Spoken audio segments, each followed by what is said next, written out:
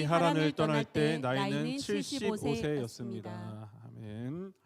하나님이 아브라함을 부르신 이유, 하나님이 아브라함을 부르신 이유라는 제목으로 함께 말씀을 나누도록 하겠습니다. 하나님이 아브라함을 부르신 이유, 한번 제목을 따라 읽어보겠습니다. 시작. 하나님이 아브라함을 부르신 이유.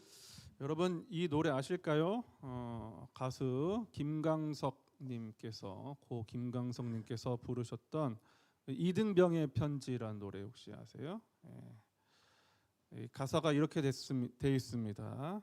집 떠나와 열차 타고 훈련소로 가는 날, 부모님께 큰 절하고 대문 밖을 나설 때 가슴속에 무엇인가 아쉬움이 남지만, 이런 가사입니다. 자, 이 노래는 또 이제 우리 나중에 이제 우리 준우도 불러줘야 되고, 또 우리 예찬이도 불러줘야 되고, 곧 온유도 불러주고, 또 제 아들도 불러주고, 우리 효범이도 불러주고, 안 불러주고 싶은데 불러줄 날이 멀지 않은 것 같습니다. 이 노래는요, 가사 그대로 가수 우리 김광석 씨가 군 입대 순간을 추억하면서 집과 가족의 품을 떠나는 그날의 감정과 모습을 이렇게 묘사하고 있는 노래입니다. 아주 유명한 노래죠. 이렇게 군 입대나 유학, 또 해외 파견 등의 비교적 긴 떠남도 있지만, 가만히 보면 우리의 삶이란 것이 다 짧고 긴 떠남의 연속이라고 할 수 있겠습니다. 오늘 예배당에 오신 여러분도 집을 떠나오셨잖아요. 집 떠나와 오셨죠, 그렇죠?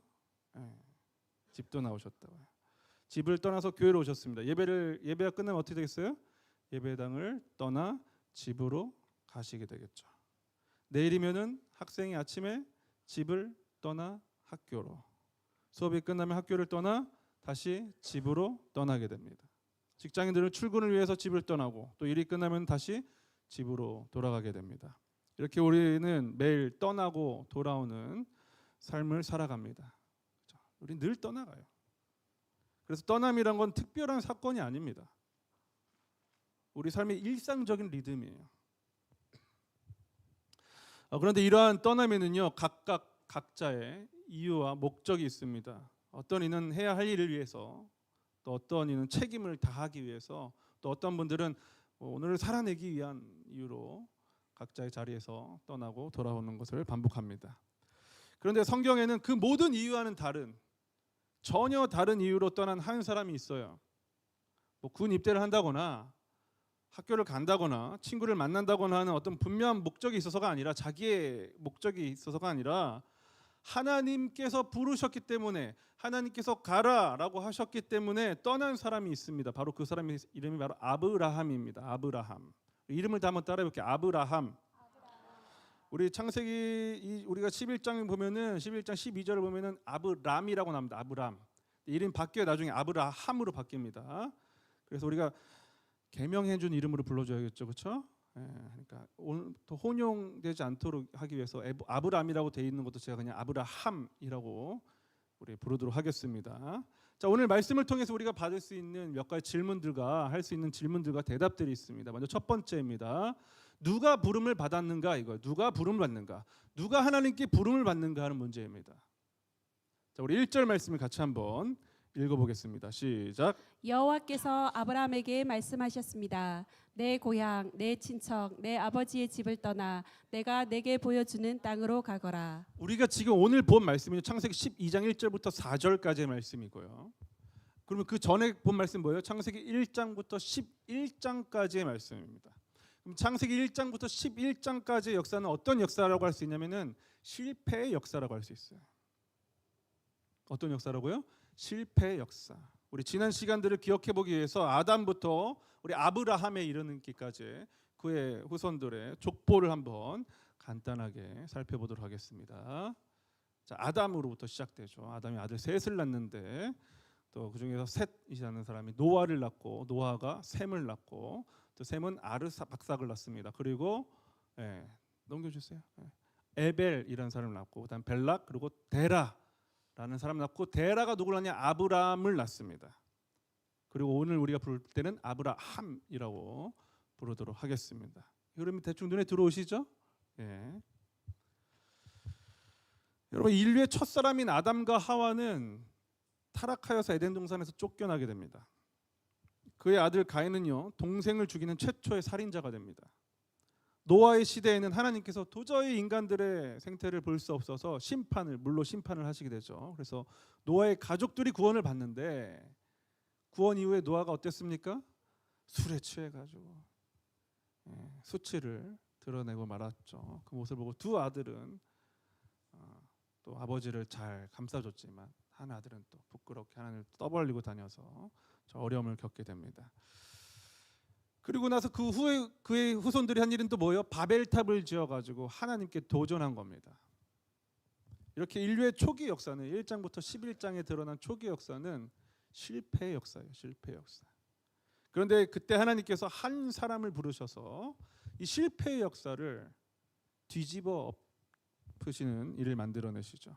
그러니까 인류의 실패 한 가운데서 하나님께서 다시 은혜의 역사를 시작하신 것이 바로 창세기 12장의 출발점이고, 성경 전체 안에서 이 창세기 12장이 가지는 성경적인 의의입니다. 아주 중요한 장입니다. 여러분, 우리가 하나님의 사람이라고 하면 아주 특별한 사람이라고 생각해요. 믿음이 좋다거나 착한 일을 많이 했다거나 혹은 평소에 기도를 많이 했다거나 하는 어떤 우리가 생각하는 조건 등을 생각을 합니다. 저 사람은 하나님께 쓰임 받을 만한 사람이지 라고 생각한단 말이에요. 저는 그런 오해를 많이 받습니다. 목사님이니까 하나님께 쓰임 받을 수 있는 거야. 그런데 그렇지 않습니다. 전혀 그렇지 않아요. 이러한 편견을 깨는 하나님의 부름이 오늘 창세기 12장의 전면으로 등장합니다. 여기 등장하는 이름 아브라함인데요. 자, 아브라함이 어떤 사람인지 알기 위해서는 몇 가지 성경 구절들을 찾아봐야 되는데, 여호수아 24장 2절을 한번 찾아볼게요. 그가 얼마나 특별하게 하나님께 부름을 받았는가. 창세기 20장 여호수아 24장 2절입니다. 시작. 여호수아가 모든 백성들에게 말했습니다. 이스라엘의 하나님 여호와께서 말씀하신다. 옛날 너희 조상들은 강 저편에 살았는데 그들은 아브라함의 아버지며 나홀의 아버지인 데라를 비롯해 모든 다른 신들을 섬기고 있었다. 자, 아브라함에 대해서 설명하고 있는데 후손들이 여호수아가 설명하고 있는데 뭐라고 설명하고 있습니까? 우상 섬기던 사람들이다. 우리 조상들이 누구냐? 그중에 조상, 핵심 조상, 기원이 되는 아브라함을 이야기하는데 그를 뭐라고 소개하고 있어요? 우상 숭배자라고 소개하고 있습니다. 여러분, 믿음이 좋은 사람인가요? 그렇지 않죠. 아브라함은 우상을 섬기는 사람 집안이에요. 그러니까 신앙의 전통도 없고 하나님께 공로를 세운 것도 없어요. 오히려 전면에 나서서 하나님이 가장 싫어하는 우상 숭배를 한 사람이 바로 아브라함이에요. 그의 아버지고. 그러면서 하나님이 아브라함에게 찾아오셔서 그를 부르셨어요. 그렇다면 아브라함이 하나님께 쓰임을 받을 수 있었던 조건이 뭘까요? 조건이 뭐예요? 없어요. 조건이 없다고요. 질문하니까 또 뭔가 조건이 있을 거라고 생각하시죠. 뭔가 좀 착한 일을 했다던가, 그렇죠? 우리 본능적으로 그런 생각을 한단 말이에요. 아니라는 거예요. 아브라함이 쓸만해서 부르신 것이 아니라 하나님께서 일방적으로 그를 선택해서 부르신 거예요. 그러니까 복을 받을 만한 자격이 있어서 부르신 것이 아니라 자격 없는 자에게 은혜를 베푸시기 위해서, 하나님께서 나 은혜를 베풀 거야 라고 보여주기 위해서, 그래서 자기 자랑하지 않을 자를 불러서 하나님의 은혜를 알게 하신 겁니다. 아브라함이 공로를 많이 세웠다거나 꽤 괜찮은 사람이었다면 자기 자랑할 게 많았을 거예요. 바벨탑을 쌓았던 사람들처럼. 그런데 우상 숭배자였어요. 처음부터 자랑할 게 전혀 없던 사람입니다. 하나님이 이렇게 자격 없는 자를 부르셔서 복의 주도권이 사람에게 있지 않음을 드러내십니다. 복의 주인은 사람이 아니라 누굽니까? 하나님이세요. 그렇기 때문에 복에 관해서 이야기를 하려면 하나님 없이 이야기를 해서도 안 되고 인간의 자격에 대해서 이야기해서도 안 됩니다. 하나님의 부르심은 오직 하나님의 주권에 달려 있습니다. 그 주도권은 하나님께 있습니다. 자, 그렇다면은 부름 받은 사람은 어떻게 살아야 하는가? 부름 받은 사람은 어떻게 살아야 하는가? 자, 우리 1절 말씀 같이 한번 읽어보겠습니다. 시작. 여호와께서 아브라함에게 말씀하셨습니다. 내 고향, 내 친척, 내 아버지의 집을 떠나 내가 내게 보여주는 땅으로 가거라. 하나님께서 아브라함을 불러서 말씀하시죠. 떠나라. 하나님께서 보내시는 거예요. 하나님이 아브라함을 보내십니다.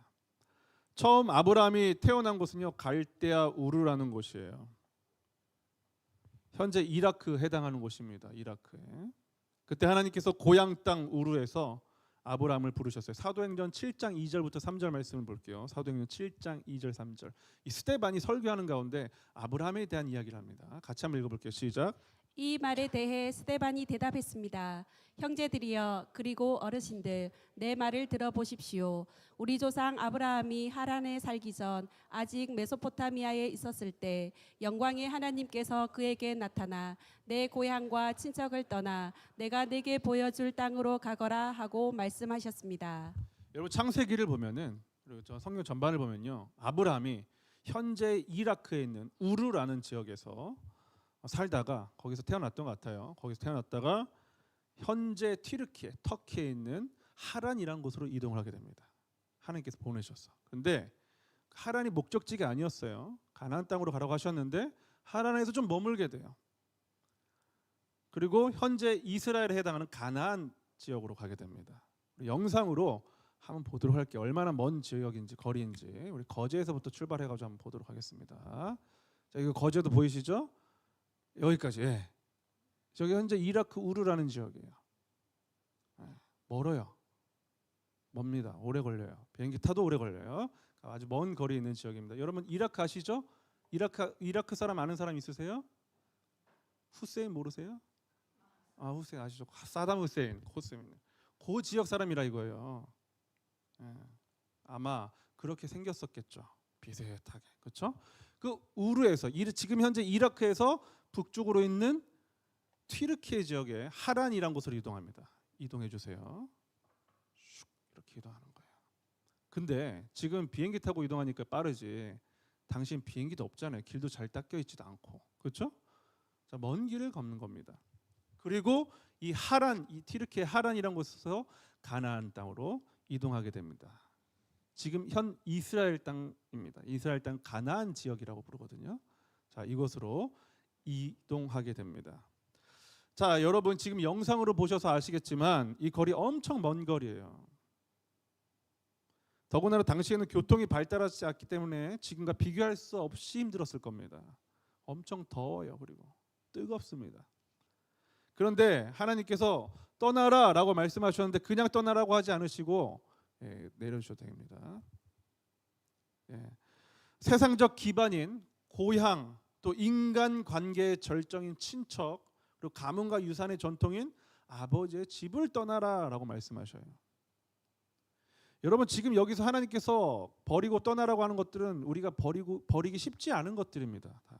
근데 하나님께서 버리라고 하셨어요. 그런데 가라고 하는 곳이 어디예요? 아브라함이 알지 못하는 곳입니다. 우리 히브리서 11장 8절 볼게요. 자, 아브라함이 가는 곳.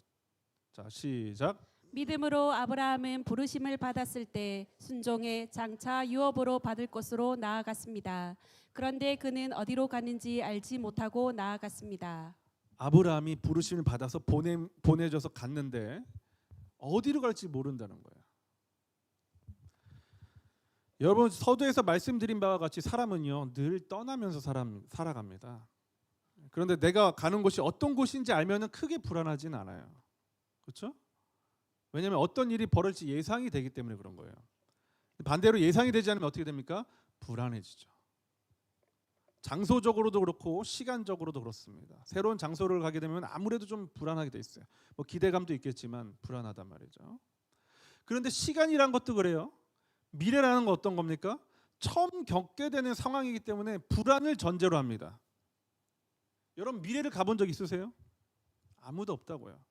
그러니까 우리는 늘 불안을 품고 사는 존재예요. 그게 우리의 실존입니다. 그런데 낯선 장소에는 더더욱 그렇겠죠. 뭐 학생들이 전학을 간다거나 뭐 직장인들이 첫 출근을 할 때, 뭐 새로운 곳을 여행하게 될 때 그런 불안들이 우리를 찾아오게 됩니다. 그런데 하나님께서 아브라함을 보내시고 부르셨는데 알지도 못하는 곳으로 가라는 거예요. 한 번도 가본 적이 없는 먼 땅으로 가라는 겁니다. 옆 동네로 가라는 게 아니라. 지금처럼 인터넷이 있어서 검색을 해보면은 뭐 그들의 문화나 뭐 환경, 날씨 등을 보면은 좀 나을 텐데 하나님의 말씀 외에는 그것에 대한 아무런 정보가 없었습니다. 불과 한 몇백 년 전만 해도 이 우리나라에서 삼국시대 서로 말이 안 통했대요. 이 작은 나라에서 서로 말이 안 통했다고 합니다. 너무 그 쓰는 언어가 달라가지고 사투리들이 다 있어가지고. 근데 저 먼 지역으로 가면 말이 잘 통하겠습니까? 안 통하겠습니까? 잘 안 통한단 말이에요. 그러니까 막막한 곳으로 가게 되는 거예요. 정보도 없고. 정보는 딱 하나예요. 뭐예요? 하나님. 그럼 아브라함에게 필요한 것이 뭘까요? 믿음입니다. 믿음. 믿음의 정체가 뭐가 필요할까요? 하나님에 대한 신뢰예요. 나를 보내신 하나님은 분명 좋은 분이실 거야. 나 복 주려고 보내시는 거야 라는 믿음이 필요합니다. 즉 믿음이란 뭐냐면은 불확실성 속에서 확실한 것을 붙잡고 나가는 거예요. 불확실한 것 중에서. 여러분 신약 성경에 보면 예수님의 12제자가 나오죠. 12제자. 12제자를 또 뭐라고 부릅니까? 12사도라고 부릅니다. 그렇죠? 이 사도라는 말은요. 헬라어로 아포스톨로스라고 하는데 보냄 받은 자라는 뜻이에요.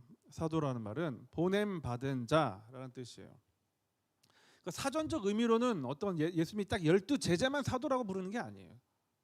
그냥 보냄을 받은 사람은 심부름 가는 사람은 다 사도입니다. 그런데 그 손에 뭐가 있었어요? 이 12사도들에게는 뭐가 있었습니까? 복음이 있었죠. 복음. 그렇죠? 네. 그래서 그 복음을 전하는 임무를 맡은 심부름꾼이 바로 12사도였어요. 하나님께로부터 받은 복이 있습니다. 12사도에게는 예수 그리스도의 이름 곧 복음이 있었고 아브라함에게는 뭐가 있었냐면 하나님으로부터 받은 복의 약속이 있었어요. 그러니까 하나님의 복을 보려면은 누구에게로 가면 되는 거예요? 아브라함에게 가면 되는 거예요. 복음을 듣고 싶으면 어디로 가면 되는 거예요? 사도에게 가면 되는 겁니다. 왜요? 복이 그의 손에 있기 때문에 그런 겁니다. 여러분 사도는요, 심부름꾼은요 한눈 팔지 않습니다. 왜냐하면 보냄을 받은 분이 계시기 때문이죠. 목적이 있다고요. 여러분 엄마가 마트 가서 콩나물 사와라 하고 간 아이가 1시간이 돼도 안 오면 이유가 뭘까요? 다른 데 정신 팔려가지고 장난감 보다가 정신 팔려서 그런 거예요. 한눈 팔아서 그런 겁니다. 여러분 엄마 콩나물 사와라 하면 뭐만 하면 돼요? 콩나물만 사오면 돼요. 두부 안 사도 됩니다. 콩나물만 사면 돼요. 그럼 그 목적을 다 이룬 거예요. 내가 보여줄 가나안 땅으로 가라 하면 뭐만 하면 되는 거예요? 가나안 땅으로 가기만 하면 되는 거예요. 어렵지 않아요. 신앙은 어려운 게 아닙니다. 하라는 것만 하면 돼요. 자꾸 우리가 딴 데 눈 돌려서 그런 거지. 깊은 한숨을 쉬십니까? 그렇게 아브라함은요 고향 우르를 떠나서 가나안 땅에 가기 위해서 하란을 들리는데 거기서 잠시 멈췄다가 가야 되는데 거기서 오랜 시간 동안 꽤 몇 년 동안 있었던 것 같아요. 한눈을 팔았던 것 같아요. 가나안 땅으로 가야 되는데 좀 하란이 괜찮았던 것 같아요. 그 지역이 전통적으로 상업이 발달한 지역입니다. 그래서 하나님께서 다시 처음에 우르에서 보내실 때 하나님께서 그에게 찾아가셨는데 하란이 멈춰 있으니까 다시 찾아 나서셔가지고 다시 내가 약속한 땅으로 가라, 복 줄게 라고 말씀하시죠. 여러분 교회를 조금 다녔던 분들이 이 말씀을 들으면서 이런 교훈을 들어보셨을 거예요. 아마 이 아브라함 창세기 12장 1절부터 4절 말씀을 들으면서 설교를 들으시면서 아브라함이 하나님의 말씀을 듣고 떠났기 때문에 떠나는 용기, 익숙함을 버리는 결단, 하나님을 믿고 과감하게 떠나는 순종, 이런 주제들을 갖고 아마 말씀을 들어보셨던 분들이 계실 겁니다. 여러분 죄송한데요, 이 본문에 주는 그거 아니에요. 떠나는 용기에 대한 이야기가 아닙니다. 왠지 아세요? 여러분 아브라함은요 직업 자체가 떠돌아다니면서 가축 치는 사람이에요. 머물러 있던 사람이 아니에요. 우리나 머물러 있지. 아브라함은 늘 떠다니는 사람이었어. 떠돌아다니는 사람. 그래서 그에게 떠나라는 말은 사실 그렇게 크게 어려운 말은 아니었어요. 그래서 아브라함이 떠나는 거 용기를 크게 가진다거나 익숙함을 버리는 결단이 아니에요. 그런 거 아니에요. 우리가 정착해서 사는 사람들에게 해당하는 이야기일 뿐입니다. 중요한 건 그의 떠남의 목적이 달랐다는 데 있어요. 그는 늘 떠나는 사람이었는데 목적이 있었어요. 가뭄이 오면 양떼를 위해서, 낙타를 먹이기 위해서, 목초지가 마르면 더 나은 곳을 찾아서 자기의 이익과 유익을 위해서 떠나는 사람이 바로 아브라함이었어요. 그러니까 떠남은 아브라함의 생존 방식입니다. 떠나야지만 살 수 있는 사람이 아브라함입니다. 그리고 그 판단, 자신이 판단하고 자신이 계획하고 자신이 준비한 대로 행하는 사람이 아브라함이었어요. 그런데 갑자기 하나님 부르셨을 때 그 떠남은 전혀 달랐어요. 그는 한 번도 가본 적이 없는, 알 수도 없는 곳으로 가야 했는데 그동안의 이유가 아니라 목적지도 모른 채 그냥 가라고 했기 때문에 떠난 겁니다. 지금까지는 자신의 필요에 따라서 떠났다면 이제는 하나님의 말씀 하나 의지해서 떠나게 된 거예요. 목적은 하나예요. 하나님께서 말씀하신 곳을 향해. 그의 인생의 방향이 필요해서 뭘로 바뀐 거예요? 말씀으로 바뀐 겁니다.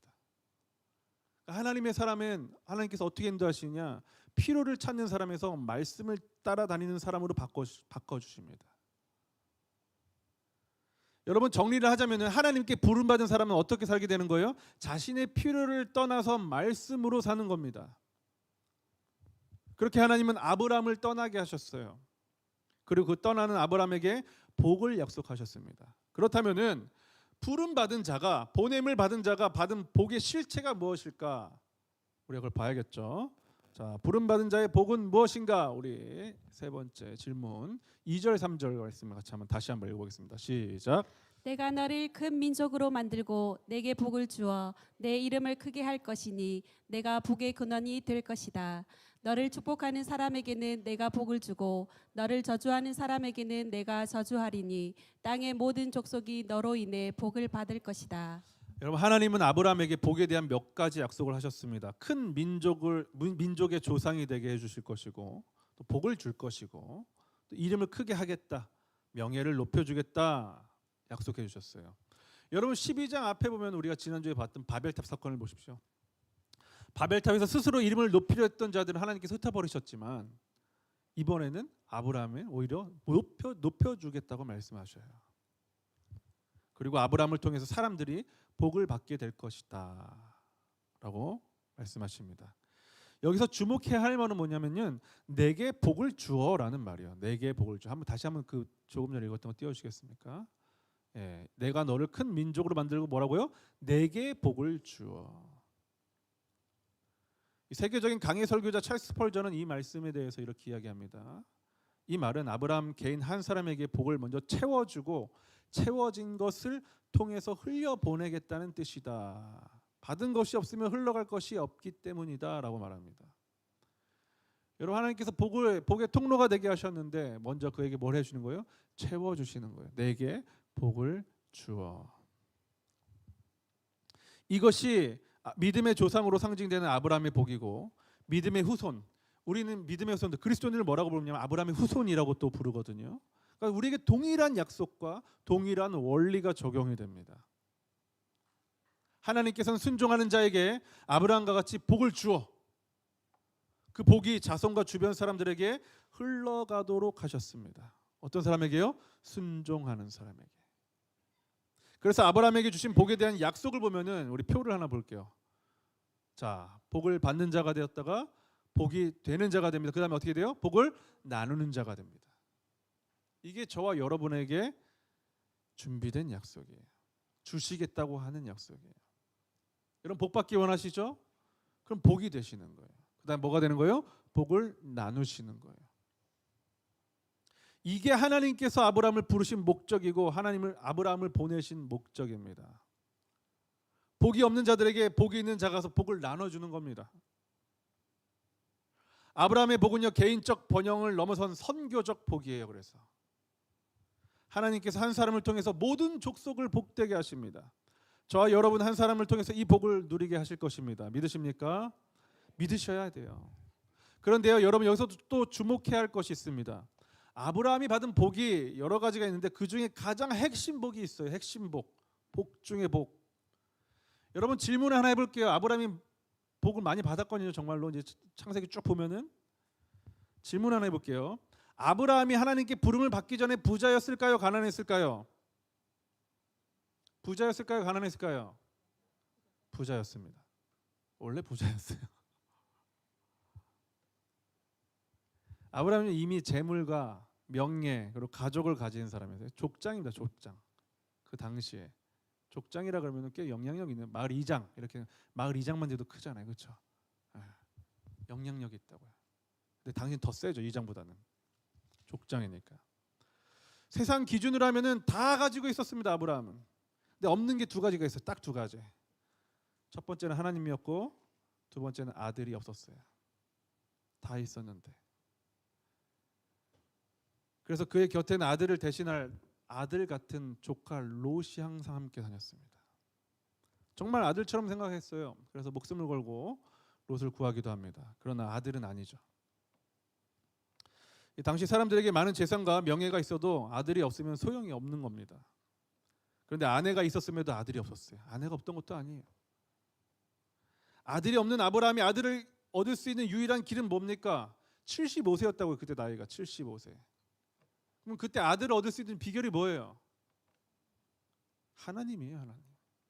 불가능한 상황이라고요. 아내도 나이가 많았기 때문에. 남자는 이제 그것이 가능하지만 아내가 나이가 들어가지고 이제 안 된단 말이죠. 그러니까 아브라함 입장에서 진짜 복은 뭐예요? 아들을 얻는 것과 함께 하나님을 얻는 게 진짜 복이죠. 없는 것을 채워주는, 불가능한 것을 가능케 하시는 하나님을 얻는 게 진짜 복입니다. 하나님을 얻으면 아들도 얻을 수 있게 됩니다.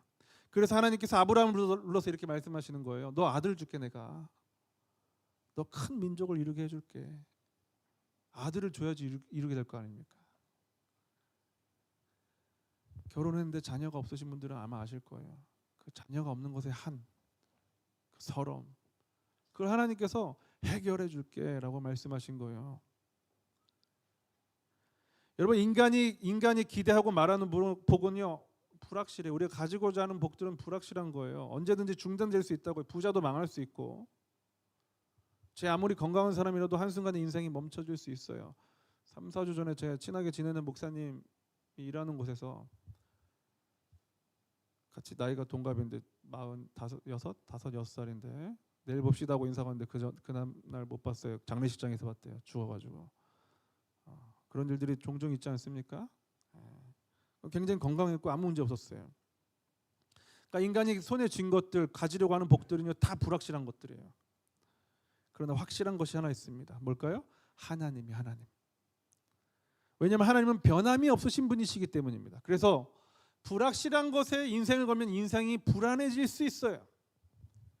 그래서 주식을 과하게 한다거나 복권 이런 거 하시는 분들 있잖아요. 어때요? 인생이 불안하죠. 늘 불안해요. 그러니까 계속 핸드폰 보고 있죠. 주식이 어떻게 되나. 자기가 본다고 해서 올라갈 것도 아니고 내려갈 것도 아닌데 불안한 거예요. 이것 때문에. 큰일 났다 이러면서. 올라가면 막 좋아하고 떨어지면 힘들어하고 불안한 겁니다. 그건 복이라고 하기에는 조금 불안전하죠. 많이 올라가면 좋긴 하겠는데 여러분, 그러나 하나님이 함께하면 확실합니다. 왜냐하면 우리 하나님은 떨어질 일이 없기 때문에 그래요. 여러분, 주식에 투자도 좋지만 하나님께 투자하십시오. 하락장이 없습니다. 여러분, 진짜 평안은 어디서 얻을 수 있을까요? 떨어지지 않는 것에 투자할 때 얻을 수 있는 거예요. 그래서 신앙생활은요, 불확실성과 확실성 사이를 왔다 갔다 하는 거예요. 늘 우리가 확실하게 잘 살면 좋겠지만 아브라함도 하람에 머물렀거든요. 거기 머물러 있었으면 안 됐는데 머물렀던 거예요. 불안과 평안 사이를 왔다 갔다 하는 게 신앙생활이죠. 여러분, 지금 이 시즌에 이 시기에 가장 불안해하는 연령대가 있어요. 고3 학생들입니다. 고3 학생들. 여러분, 이제 수능이 얼마 안 남았거든요. 기껏 예배 안 돼 또 수능 얘기해가지고 기분 나쁘게 해서 미안합니다. 여러분, 고등학생 친구들은 내가 원하는 대학에 합격할 수 있을까를 고민합니다. 원서를 놓고 이 학교 갈 수 있을까를 고민하죠. 그리고 그 중에서 좀 믿음이 있다고 하는 친구들은 이렇게 고민해요. 어느 대학을 가는 게 하나님의 뜻일까? 서울대를 가는 게 하나님의 뜻일까? 연세대를 가는 게 하나님의 뜻일까? 여러분 어느 대학을 가는 게 하나님의 뜻이겠습니까? 기도 좀 하는 분들은 아실까요? 여러분 하나님 무슨 서울대 가라 연대 가라 이런 분이 아니세요. 그건 우리 생각이죠. 서울대 가고 싶고 연대 가고 싶은 거는. 누가 알겠습니까 그 뜻을? 중요한 건 뭐예요? 그러니까 점수가 높아도 경쟁이 높으면 떨어질 수도 있고요. 점수가 낮아도 경쟁이 낮으면 붙을 수 있겠죠. 대학이란 거는. 알 수 없어요. 근데 중요한 거는 정말 중요한 거는 어느 대학에 가느냐가 아니라 어느 곳에 있든지 하나님과 함께 하느냐인 거예요. 왜냐하면 우리가 복이기 때문에 내가 가는 곳이 복의 장소가 된단 말이죠. 그러니까 서울대를 가든 연대를 가든 제주대를 가든 상관없어요. 거제대를 가든. 우리 생각에서는 다른 거예요.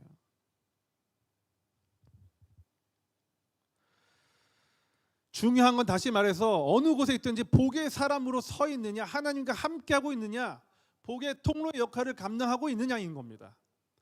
여러분 사회생활도 마찬가지예요. 집에서 멀지만 돈을 많이 주는 직장을 가는 게 하나님의 뜻일까요? 아니면 집에서는 가깝지만 돈을 적게 주는 직장을 가는 게 하나님의 뜻일까요? 뭐가 하나님의 뜻일까요? 너무 빨리 말해서 못 알아들었습니까? 돈 많이 주는 직장 가야 되냐고요? 돈 적게 주는 직장 가야 되냐고요? 뭐가 하나님의 뜻이냐고요? 여러분의 뜻은 확실하겠죠. 돈 많이 주는 직장. 당연하죠. 저라도 그렇게 하겠습니다. 알아서 하세요. 그런 거는 알아서 하십시오. 중요한 건 그게 아니에요. 그건 세상에서 말하는 복을 구하는 사람들의 관심이죠. 그게 나쁘다는 건 아닙니다. 구할 수 있죠. 하나님께서 말씀하신 복은 뭐예요? 연봉이 3천만 원이든 1억이든 상관없이 하나님과 그곳에서 함께 하느냐 인 거예요. 오늘 아브라함을 통해서 하나님 말씀하셔요. 어디에 있든 나와 함께하는 그곳이 복의 장소다. 그리고 네가 복이다. 그리고 이 복의 선언과 이 복의 원리는요, 아브라함의 자손들에게 그대로 이어지는데 아브라함의 손자였던 야곱에게 동일하게 하나님께서 말씀을 하셔요. 우리 창세기 28장 15절을 보겠습니다. 창세기 28장 15절입니다. 시작. 내가 너와 함께 있을 것이며 내가 어디로 가든지 너를 지켜주겠다. 그리고 너를 이 땅으로 다시 데리고 오겠다. 내가 내게 약속한 것을 다 이룰 때까지 너를 떠나지 않겠다. 이게 아브라함을 부르신 이유고 이삭을 부르신 이유고 그의 손자 야곱을 부르신 이유고 나아가서 예수 그리스도께로 그 족보가 이어집니다. 그리고 저와 여러분에게도 동일하게 이어집니다. 내가 내게 약속한 것을 다 이룰 때까지 너를 떠나지 않겠다. 돈도 떠나고 건강도 떠나고 자식도 떠나고 친구들도 떠나도 하나님께서 말씀하신 거 내가 너를 떠나지 않겠다. 이것이 아브라함을 부르신 이유고 저와 여러분을 부르신 이유입니다. 어디에 있든지 복의 통로가 되는 삶이에요. 우리의 일상에 계속되는 떠남 가운데 어디에 있든지 복의 근원이 되신 우리 하나님과 함께 하심으로 복의 통로가 되는 또 저 여러분 될 수 있기를 우리 주 예수 그리스도 이름으로 축복합니다. 우리 다 같이 자리에 일어나셔서 복의 근원 강림하사 찬양 드리겠습니다.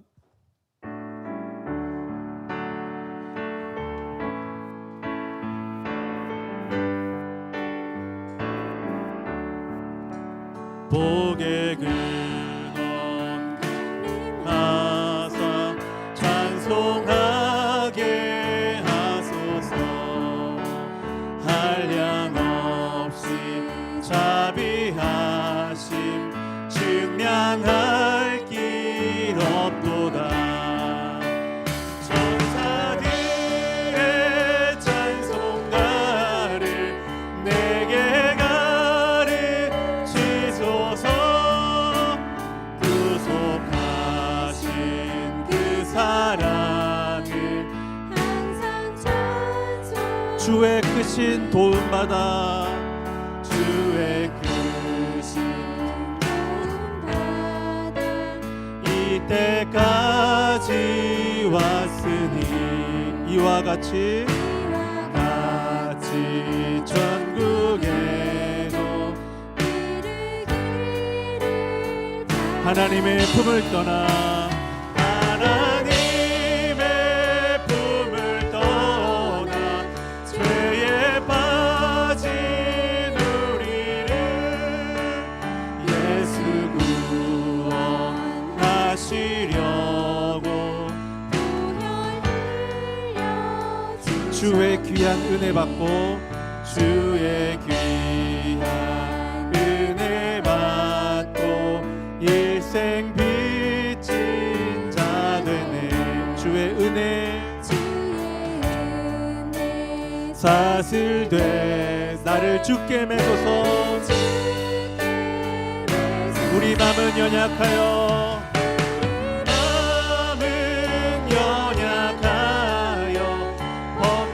범죄하기 쉬우니 하나님이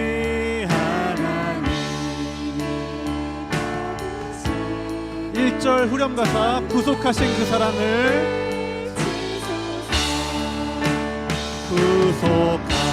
구속하신 그 사랑을 2절 후렴가사 예수 구원하시려고 보혈 흘려주셨네. 예수 구원하시려고 보혈 한 번 더 예수 구원하시려고 보혈 흘려주셨네. 예수 구원하시려고. 우리 마지막으로 3절 후렴입니다. 하나님이 받으시고 천국인을 치소서. 하나님이